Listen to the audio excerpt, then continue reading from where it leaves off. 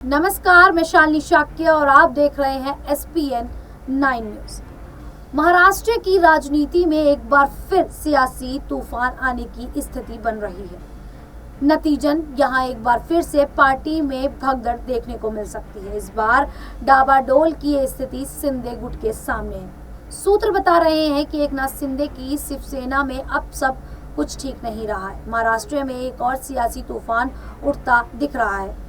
UBT सेना का दावा है कि एकनाथ शिंदे की पार्टी शिवसेना के कई विधायक उनके संपर्क में हैं। यूबीटी शिवसेना का दावा है कि एकनाथ शिंदे की शिवसेना के कई विधायक उनके संपर्क में हैं और वापस यूबीटी सेना में शामिल होने के इच्छुक हैं। यूबीटी सेना के वरिष्ठ नेता का दावा है कि एकनाथ शिंदे की शिवसेना के 5 से 6 विधायक उनके संपर्क में हैं और उन्होंने यूबीटी सेना में वापस शामिल होने की इच्छा जताई है।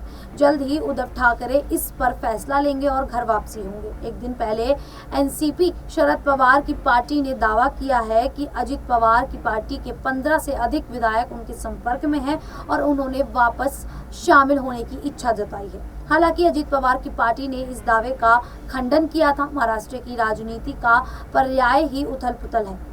एनसीपी के मुखिया रहे शरद पवार के समय से ही ये सिलसिला चला आ रहा है। उन्होंने खुद भी कई बार किसी की सरकार गिराकर दूसरे की या अपनी सरकार बनाई है। यही खेल बीते साल उनके साथ हुआ, जब उनके भतीजे अजित पवार ने भी उनकी नाक के नीचे से पार्टी और सिंबल छीन लिया और एनडीए के साथ मिलकर राज्य की सरकार में शामिल हो गए।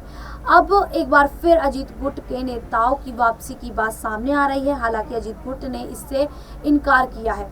उधर यही हाल उद्धव ठाकरे और शिंदे गुट का भी है। एकनाथ शिंदे के पास असली शिवसेना का तमगा है, लेकिन अब लोकसभा चुनाव के बाद इस तरह की बातें निकलकर सामने आ रही हैं कि शिंदे गुट में सब कुछ ठीक नहीं है। ये स्थिति क्यों बन रही है, इस पर अभी ठीक विश्लेषण तो नहीं किया जा सकता है, लेकिन एक अनुमान ये जरूर है कि लोकसभा चुनाव में आए परिणाम इसकी एक वजह हो सकते हैं। असल में महाराष्ट्र में जहां बीजेपी को यूपी और बंगाल की तरह करारा झटका लगा है, तो वहीं व्यक्तिगत तौर पर शिंदे गुट भी उद्धव गुट के आगे कमतर ही साबित हुआ है। जहां से शिवसेना उद्धव गुट को 9 सीटें हासिल हुई हैं, तो वहीं शिंदे गुट सिर्फ 7 सीटों पर ही सिमट गया है। इसके अलावा मुंबई के किंग बनकर भी उद्धव ही उभरे, क्योंकि मुंबई नॉर्थ, मुंबई साउथ और मुंबई साउथ सेंट्रल पर उद्धव गुट को ही जीत मिली है।